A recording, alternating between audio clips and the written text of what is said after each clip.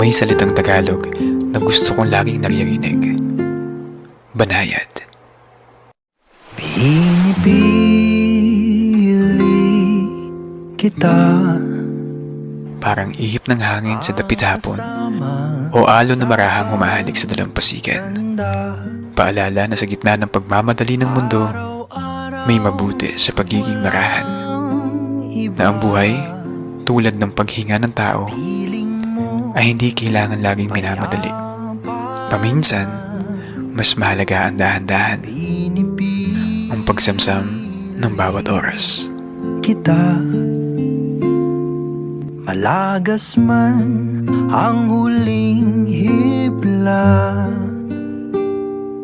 at kung ang alaala'y mabubura, panata kong hanap.